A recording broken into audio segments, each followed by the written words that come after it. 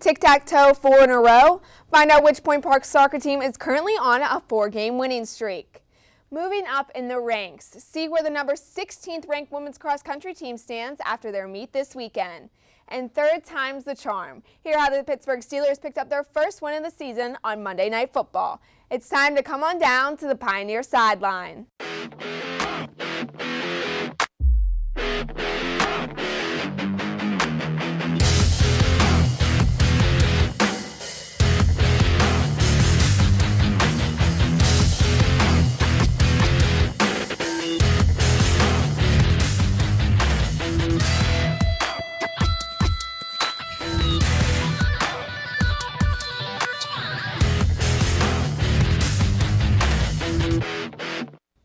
Good evening and welcome to the Pioneer Sideline. I'm Sarah Maculin, hosting solo tonight while Mike is covering tonight's volleyball matchup. We'll have him back next week with some highlights from tonight's game.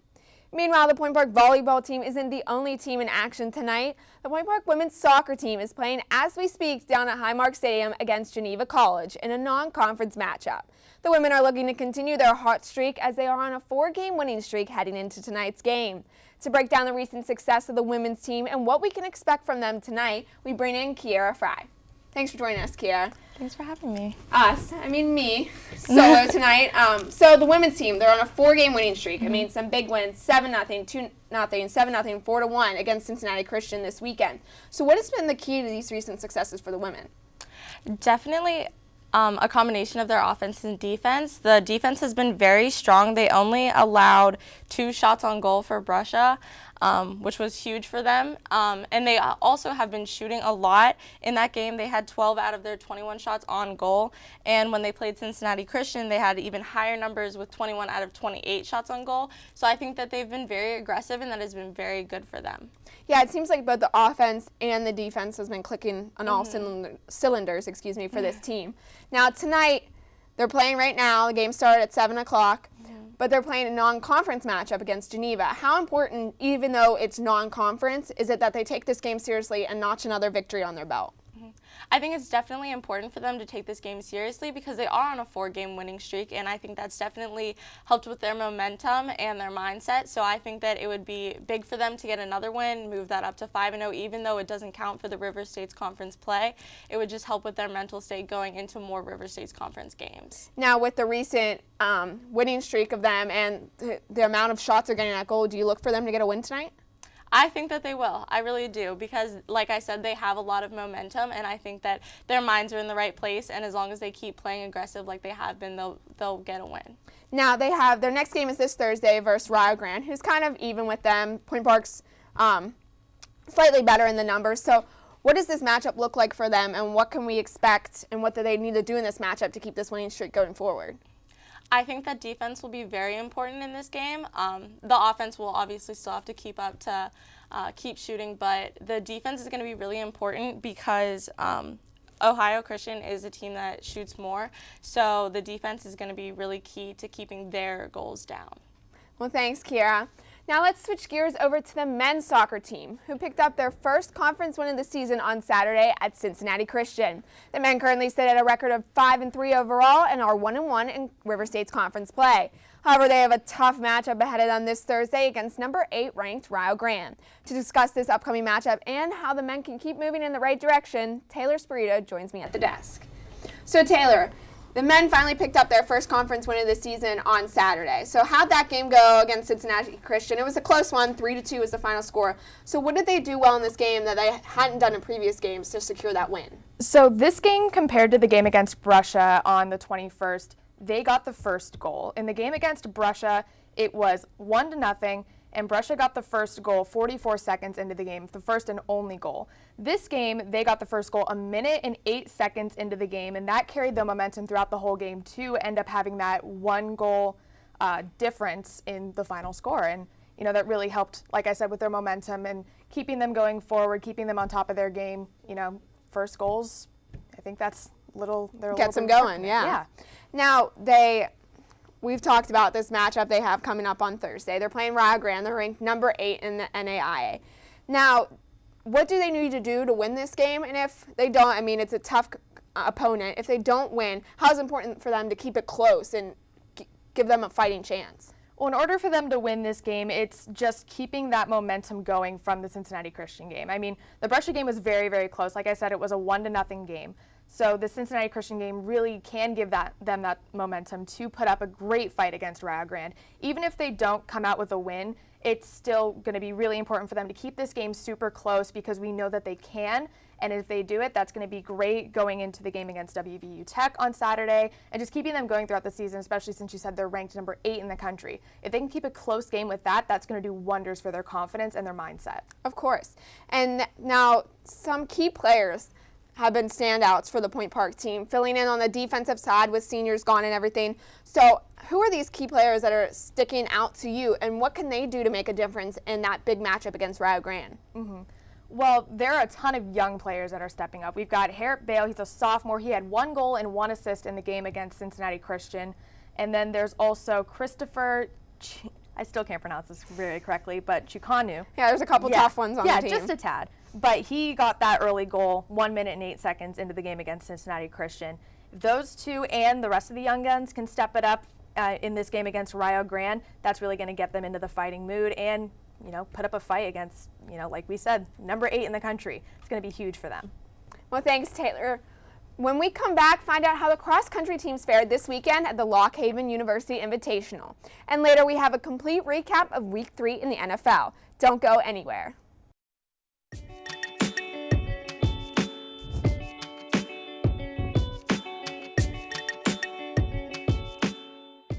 Whatever happened to predictability? The milkman, the paper boy, evening TV. You miss your old familiar friends, but waiting just around the bend. Everywhere you look, everywhere there's a heart, a hand to hold on to. Everywhere you look, everywhere there's a look of somebody who needs you. When you're lost out there and you're all alone, a light is waiting to carry you home. Everywhere you look, everywhere you look.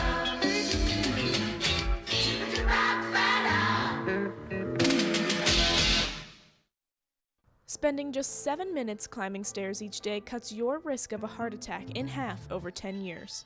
Sure, elevators are convenient, but you burn twice the number of calories just going upstairs than you do while jogging. Think about how long you spend waiting for elevators. The average person spends the equivalent of 2 years waiting for elevators over the course of their lifetime. Don't let that be you. Save time and increase energy. Next time, take the stairs.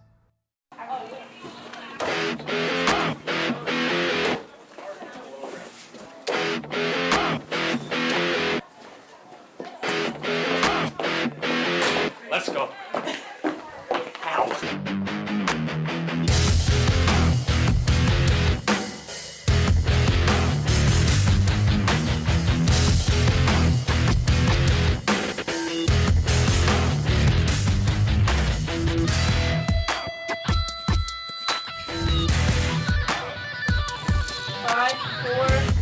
Sideline!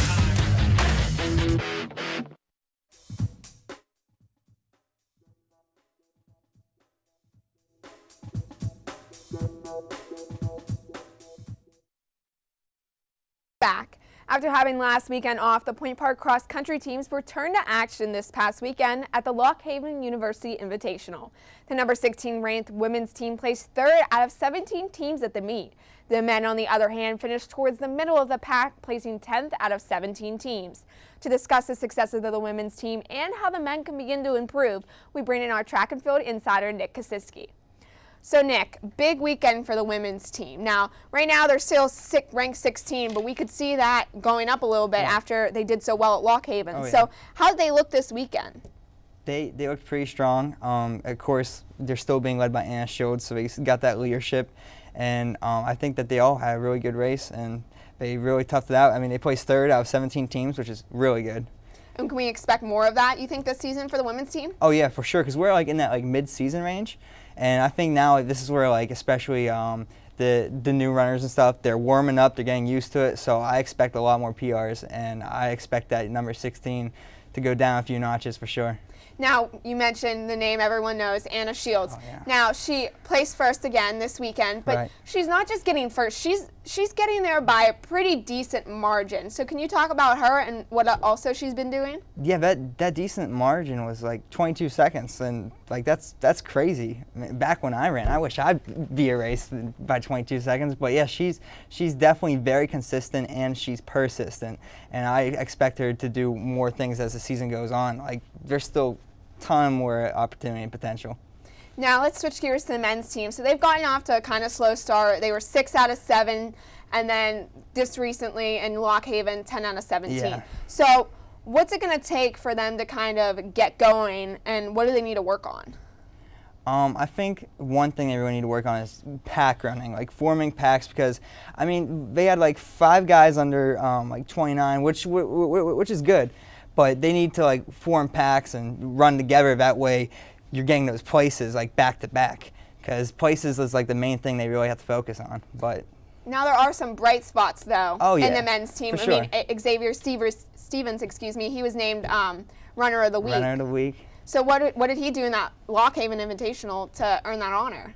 Well, he got into 26s, which is a huge accomplishment, and he really had a good race, toughed it out. And Lock Haven is like, people always think it's like, oh, flat course. It's a little tricky though, because there's tons of turns and stuff. So running 26s on that course is still amazing, and Xavier still has huge things coming his way. The whole team does, to be honest. I'm excited. Yeah, so a lot to look forward to with the cross-country teams this season. Thanks, Nick. The Point Park University golf team was also in action this weekend. The women's golf team placed second at the Westminster Invitational on Saturday.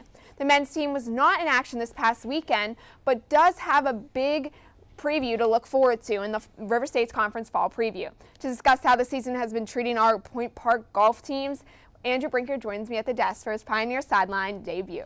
Thanks for joining me, Andrew. Yeah, thanks for having me. Season look so far for these golf teams. Now, they had both recent finishes pretty high, second for the women and second for the men also a couple weeks before at the Clarion Invitational. So what have they been doing in their most recent matchups? They've been playing pretty well. I mean, the men, as you said, they came out and took second at the Clarion Invitational. The CMU Invitational, 10th out of 14. Doesn't sound great, but it's a very tough invitational and a very tough course. So they're playing pretty well. All 5 men's players are averaging in the 70s right now, so that's awesome. For the women's, second at Westminster, that's great. And then CMU, again, 5th out of 10. Doesn't sound great. It's a tough invitational, though. And then at Grove City, they took first, which is awesome. And the best part about that win, all 5 Point Park women in the top 8. And that's pretty impressive. I mean, you have to really shoot good and play at like some of these difficult courses, like you said. Absolutely. Now, you mentioned all women, all the women placed in the top 8. So can you tell me some of the key players for this women's golf team and also the men's? The key player for the women is far and away Joey Walls. She's just been playing amazing. Medalist at Westminster, won by 6. And then at CMU, she was tied for 3rd with a 77-76. Again, it doesn't sound like her best, but it's a very tough invitational, and she only lost by 3. And then at Grove City, she was medalist again, shot a 2 under 70, so that's really impressive. She's definitely the player to watch for the women. And then as far as the men go, Gage Basiletti is playing very well this season as well. 72-70 at Clarion for 2nd place, so that's awesome for him. And then at CMU, tied for 11th. He didn't play great on Saturday, but then he came out on Sunday, shot us 4 under 66. So that's a great score by any stretch of the imagination. So you like to think if he would have done that the day before, we might have seen a different result from him. Possibly, yeah. Yeah, now, the men were supposed to, they weren't in action this weekend, the women were, but they were supposed to start yesterday and finish up today in the River States Conference Fall Preview. Yep. That got delayed due to weather conditions. Yeah. That's for the 29th and the 30th, correct? Correct, yeah. So what can we expect from this men's team, in this fall preview? I think expectations are pretty high. I mean, I don't expect them to win or anything like that, but as long as they stay loose, stay on the putting greens. I mean, obviously everybody can lose a couple strokes in the putting greens, but they stay consistent. If the men shoot in the 70s and Gage plays as well as he's been playing, I think they should have a pretty good finish. Oh, thanks, Andrew. Coming up next, find out how the Pittsburgh Pirates wrapped up their 2018 season at home this weekend. And later, is this season going to be a bust for the Pittsburgh Steelers? All that and more next.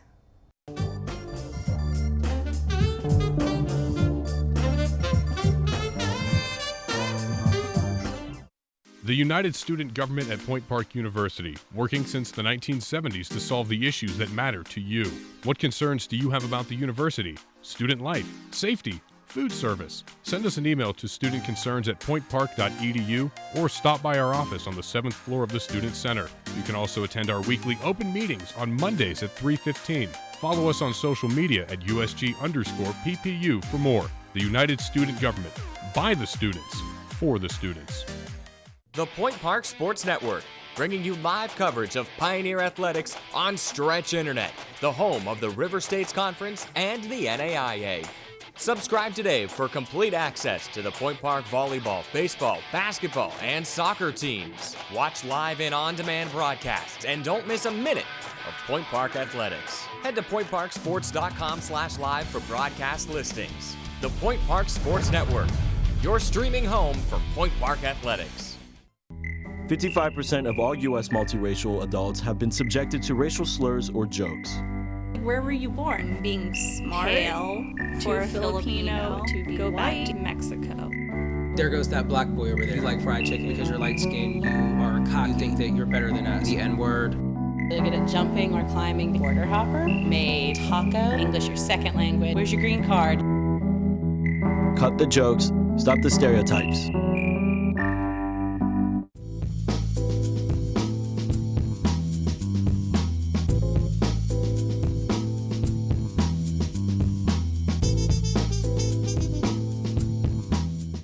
Welcome back. The Pittsburgh Pirates wrapped up their last homestand of the season on Sunday, while the Pittsburgh Penguins are just getting started with the preseason games over at PPG Paints Arena. To discuss what's going on regionally in sports, let's send things over to Aaron Becker. Aaron? It was a thriller on Monday night as the Pittsburgh Steelers traveled to Tampa Bay to take on the Buccaneers. The Buccaneers entered the game 2-0, looking to stay undefeated as the Steelers were trying to get their first win of the season with a loss and a tie. Ryan Fitzpatrick and the Buccaneers started off fast after intercepting Ben Roethlisberger. Fitzpatrick threw a touchdown pass in the back of the end zone to tight end Cameron Brate to go up 7-0. But the Steelers answered very quickly as Ben Roethlisberger tossed a pass to tight end Vance McDonald, who took the ball 75 yards for a touchdown, breaking away with a nasty stiff arm. However, kicker Chris Boswell, who's had some early struggles this season, missed the extra point, making the score 7-6. Now later in the second quarter, the Steelers went up 16-7 after wide receiver Antonio Brown caught the ball and took it 27 yards to the end zone. The Steelers intercepted Ryan Fitzpatrick 3 times in the first half, one by rookie safety Terrell Edmonds for the first of his career, and one by linebacker Bud Dupree had one as well and took one for a touchdown. The Steelers went into half leading 30-10 after driving down the field and putting up a touchdown in the closing seconds. But the Buccaneers stormed back in the second half as Fitzmagic looked to make a comeback. Tampa Bay put up 17 unanswered points as Ryan Fitzpatrick threw for over 400 yards in his 3rd straight game, the first time in NFL history. However, the Buccaneers came up short, falling to the Steelers 30-27 as Pittsburgh held on and running back James Conner ran for 48 yards in the 4th quarter to help close out the game, while he only had 13 rush yards in the rest of the game. The Steelers are now 1-1-1 as they take on Baltimore Ravens in Pittsburgh next weekend on Sunday night in a battle for the AFC North. Now, Aaron, without getting into the Steelers and spoiling our case of the week, Fitzmagic finally went down. So do you see Tampa Bay continuing with Fitzpatrick at quarterback, or does Jameis Winston have a reason to come back into the discussion? Yeah, well, anytime there's a quarterback competition in the locker room, it's always good for the team because the guys are always competing and trying to play their best football. But I think the job is Ryan Fitzpatrick's to lose right now. It was a close loss as Fitzmagic almost brought the Buccaneers back against the Steelers Monday night. So I think it's Fitzpatrick's to lose. Jameis Winston, he's a young player. They really don't know what to do with him right now, especially now that Ryan Fitzpatrick's been playing very well. But Fitzpatrick putting them at 2-1 right now in the season, it's probably his job. Well, thanks, Aaron. With Week 3 of the NFL season coming to a close and the playoff race thickening in the MLB, there's a lot to talk about in the sports world. To recap what's going on nationally in the sports world, let's toss things over to Colton Tobias. Colton? Well, Sarah, perhaps the biggest storyline this week in the NFL was the Cleveland Browns finally getting their first regular season win since Christmas Eve of 2016 as they defeated the Jets 21-17. They were led by rookie sensation Baker Mayfield, who came into the game after Tyrod Taylor left with an apparent concussion. Mayfield will get his first start next week against the Raiders. Now, speaking of the Raiders, the John Gruden era is getting off to a rocky start as they were defeated by the Dolphins 28-20 as they shockingly improved to 3-0 while Oakland remains winless. In a stunning surprise, the Bills won their first game of the year against the Vikings 27-6 as rookie quarterback Josh Allen threw 196 yards and a touchdown. Now, shockingly, the Patriots were defeated by former defensive coordinator Matt Patricia and the Lions 26-10 to fall to a 1-2 record. And there were finally sunny days in Philadelphia as quarterback Carson Wentz returned after a torn ACL from last season as they defeated the Colts 20-16. And there was also some controversy yet again this week when Packers linebacker Clay Matthews was flagged for roughing the passer against Redskins quarterback Alex Smith in what seemed like a clean hit. The same incident happened last week to Matthews against the Vikings. The Packers would go on to lose to the Redskins 31-17. And unfortunately, the 49ers will be without quarterback Jimmy Garoppolo for the rest of the season as he suffered a torn ACL in their loss against the Chiefs. Now, Colton, I want to talk about the roughing the passer rule. It's caused a lot of controversy in these first 3 weeks of the season, and I want your take on it. What do you think the league needs to do about it? Well, Sarah, with all these roughing the passer calls, I can only think of one of the greatest quotes in NFL history, in my opinion, from Steelers great Jack Lambert, in which all quarterbacks should wear dresses. And in today's game in 2018, they're right. I mean, 34 roughing the passer calls in only the first 3 weeks of the season. I mean, it is ridiculous, and as an avid NFL fan, I'm sick of it, along with, I'm sure, every other NFL fan. Now, of course, Clay Matthews should be upset because when they were playing the Vikings, they almost had a pick going into the game, and with the Redskins, they were leaning up. They were down 11 points, and Aaron Rodgers can always come back, but it was just a turning point, and I think the NFL has got to fix this soon. Well, thanks, Colton. Coming up next, will the Steelers make the playoffs this year or even reach 500? Our reporters will debate next. Stay tuned for the Case of the Week on the Pioneer Sideline.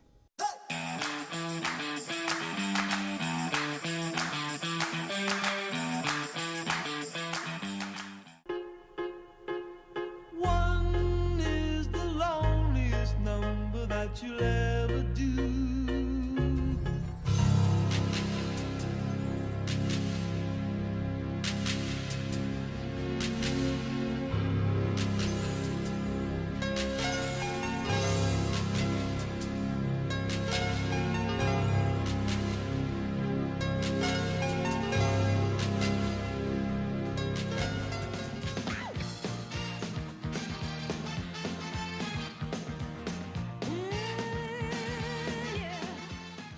What's one word to describe CAB? Welcoming. Community. Creative. Experiences. Family. Openness. Pineapple. The Campus Activities Board is a student-run organization that consists of 7 different committees. Each focuses on event planning, marketing, and administrative activities. Join us in organizing the juiciest events on campus, from late-night bingo to festive dances to our team bonding meetings. Follow us on Twitter and Instagram at Point Park Cap, or like us on Facebook at Campus Activities Board at Point Park University. Good evening and welcome to Newsnight. I'm Josh Troop alongside Jess Paterchak. Defending his decision to kick out 15 Cuban diplomats from the United States. Thanks, Allison. Fitness on Demand has returned to Point Park. Residents fear that Mount Agung will have a repeat of 1963's eruption. 2-star NFL quarterbacks made the headlines this week after wrapping up. Well, thank you so much for joining us this evening. That's your news tonight. For Nick Tomarello, I'm Alex Grubbs. Have a great night.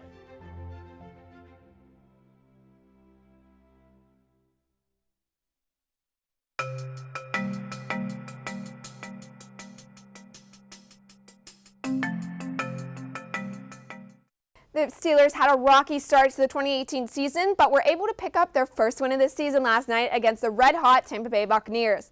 But with all the drama and defensive struggles, will the Steelers make the playoffs this year?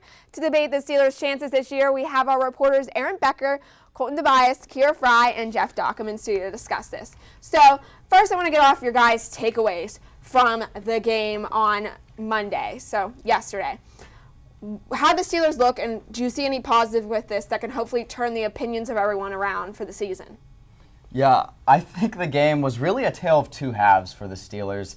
And that's really what they've been struggling with a lot of the season is their inconsistency. Their first half, they looked like the typical Steelers team. Their run game was okay. Ben Roethlisberger was looking vintage Big Ben, throwing the ball down to Juju Smith-Schuster and Antonio Brown.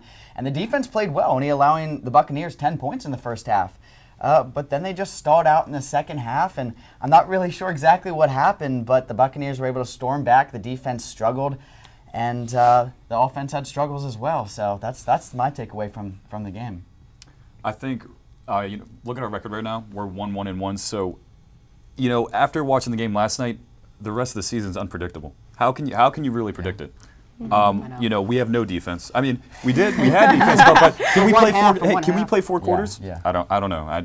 I don't believe so, but I'm so optimistic because I don't believe the AFC's strong. I think we're weak, and I think Big Ben's been playing great. He really has. I mean, besides the Browns game, he threw in 3 interceptions, but I mean, he threw 352 yards yesterday, and three touchdowns. I mean, he's still Big Ben, so I still have hope. Now, you said the season's kind of unpredictable, but there has to be some type of prediction. I mean, are they going to make the playoffs? Kiera, what are your thoughts?